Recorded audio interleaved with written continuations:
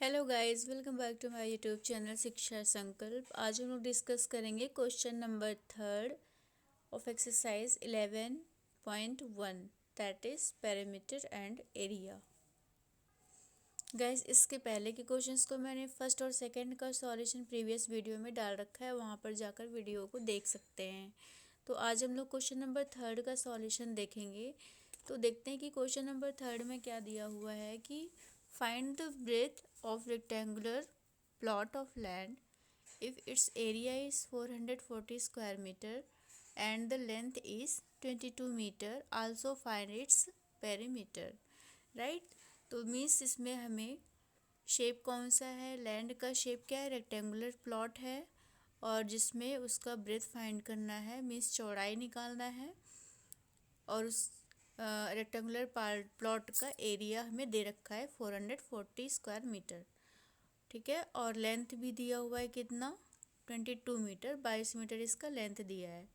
और निकालना है इसका पेरीमीटर, मीन्स रेक्टेंगुलर प्लॉट का हमें चौड़ाई निकालना है और इसका पेरीमीटर निकालना है, ठीक है। तो चलिए हम लोग देखते हैं सॉल्यूशन में क्या करना है। गाइस, ये क्वेश्चन नंबर थर्ड का सॉल्यूशन है जिसमें एरिया ये गिवन है 440 square metre, length 22 metre, perimeter निकालना है और रेक्टेंगुलर पार्ट का क्या निकालना है, ब्रेथ निकालना है। तो सबसे पहले जो कि हमें निकालना है एरिया ऑफ पेरीमीटर, और एरिया ऑफ पेरीमीटर क्या होता है, तो perimeter sorry area of rectangular क्या होता है, रेक्टेंगल एक शेप होता है जो हम हिंदी में जिसको बोलते हैं आयताकार शेप, ठीक है। रेक्टेंगल में क्या होता है, रेक्टेंगल में किस जो साइज़ और शेप होता है उसमें आमने सामने के जो साइड्स होते हैं वो क्या होते हैं, इक्वल होते हैं। इसमें फ्रंट साइड इक्वल होता है। जैसे यहाँ पे एग्जांपल के लिए मैंने शेप दिया है ABCD, ठीक है। तो AB के सामने का साइड कौन सा है, AB के सामने का है DC और AD के सामने का है BC। तो AB और DC दोनों का लेंथ क्या है, सेम है, और इधर AD और BC का लेंथ सेम है। तो चूँकि ये 4 साइड्स होते हैं पेरीमीटर इसमें रेक्टेंगल में, और 4 साइड्स में फ्रंट साइड्स जो दो आपस में होते हैं उनकी लेंथ सेम होती है, ठीक है। तो इसके लिए हमें यहाँ पे पेरीमीटर चूँकि निकालना है, पेरीमीटर हमें क्या करना है, इसका रेक्टेंगल का निकालना है। लेकिन ऐसे डायरेक्ट तो निकालेंगे नहीं, पहले मुझे इसका लेंथ और ब्रेथ दोनों पता होना चाहिए। तो चूँकि लेंथ क्वेश्चन में दे रखा है, लेंथ का साइज़ क्या है 22 मीटर, और ब्रेथ निकालेंगे तभी हम लेंथ और ब्रेथ के हेल्प से हम लोग यहाँ पे रेक्टेंगल का पेरीमीटर निकालेंगे, ठीक है। तो इसके लिए हम पहले लिखेंगे कि एरिया ऑफ रेक्टेंगल क्या है, लंबाई गुणे चौड़ाई, यानी L इंटू बी होता है, ठीक है। L for length, B for breadth. तो L इंटू बी क्या होता है, रेक्टेंगल का एरिया होता है, क्षेत्रफल का फार्मूला होता है। तो यहाँ पे चूँकि एरिया ऑफ रेक्टेंगल का हमें पहले से वैल्यू दे रखा है, कितना है, एरिया ऑफ रेक्टेंगल की वैल्यू है 440 स्क्वायर मीटर, और इसमें लेंथ L की वैल्यू दी हुई है 22 मीटर, और ब्रेथ नहीं पता, ठीक है, इसलिए इसको हम B फॉर ब्रेथ ऐसे नोट डाउन कर लेंगे। तो चूँकि जब इसको सॉल्व करेंगे तो यहाँ 440 अपॉन 22, ये 22 ट्रांसफ़र होकर के डिनोमिनेटर में जाएगा, यहाँ पे हो जाएगा, और B फॉर ब्रेथ, ये B यहाँ पे राइट साइड में सिंगल ड्रॉप करेंगे, छोड़ देंगे इसको, और इसके साथ में जो मल्टीप्लिकेशन में 22 है ये लेफ्ट साइड ट्रांसफ़र होकर डिनोमिनेटर में जाएगा, ठीक है।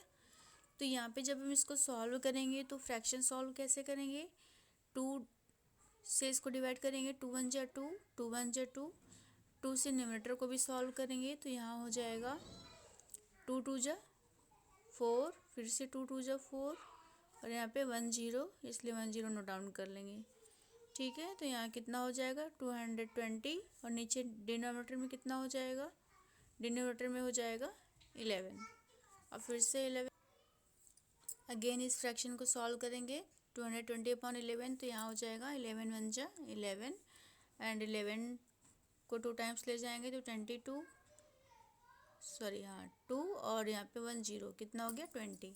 तो ये हमारा ब्रेथ कितना आ गया, ब्रेथ इसका आ गया 20 मीटर। तो ब्रेथ मीन्स चौड़ाई, इसकी चौड़ाई निकल आई कितना 20 मीटर, और लंबाई कितना है इसका पहले से दे रखा है 22 मीटर, ठीक है। तो पेरीमीटर ऑफ रेक्टेंगल निकालेंगे, रेक्टेंगल शेप का पेरीमीटर। तो पेरीमीटर क्या होता है, सबसे पहले आप लोग पेरीमीटर जानेंगे। पेरीमीटर होता है कि और जो किसी भी शेप का पेरीमीटर निकालने का मतलब होता है कि उस शेप की बाउंड्री एरिया का टोटल लेंथ कितना है, ठीक है।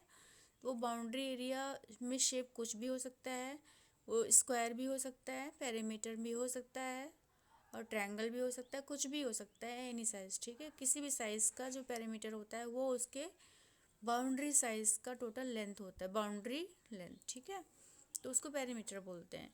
अब यहाँ पे चूँकि पेरीमीटर का फार्मूला अलग अलग शेप के लिए अलग अलग होता है, तो पेरीमीटर क्या है, क्योंकि यहाँ पे ये फार्मूला जो है वो 2 × L + B।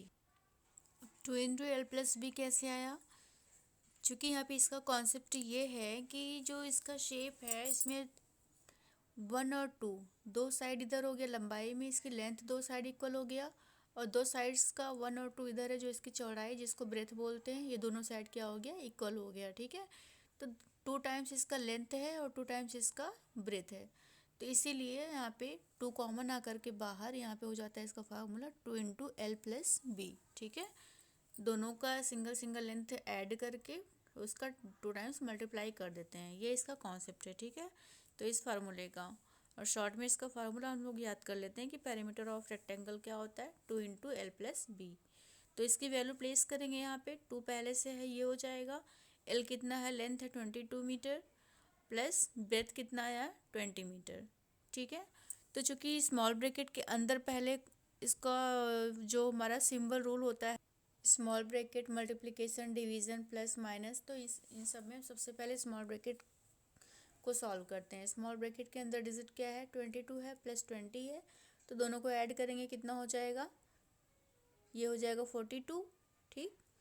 और इसको 2 टाइम्स मल्टीप्लाई करेंगे तो 2 × 42, राइट। तो 42 ये 2 टाइम्स मल्टीप्लाई करेंगे, यहाँ पे हो जाएगा 84 मीटर, ठीक। तो जो कि पेरीमीटर ऑफ रेक्टेंगल क्या होगा, लेंथ 84 मीटर। गैस ये इसका कंप्लीट सॉल्यूशन है, आप यहाँ पे सॉल्यूशन को देख सकते हैं, और कोई भी अगर प्रॉब्लम हो किसी भी कॉन्सेप्ट में तो कमेंट में सेक्शन में कमेंट जरूर करना, मैं वहाँ से अप्लाई करूँगी, ठीक है। और एनसीईआरटी की मैंने कई सारे चैप्टर्स को वीडियो में डाल रखा है with complete solution and complete exercise के साथ, ठीक है। तो वहाँ पर चैनल पर जाकर विजिट कर सकते हैं, और वीडियो थोड़ा भी अगर पसंद आया हो तो लाइक, सब्सक्राइब एंड शेयर करना मत भूलें। Thank you for watching.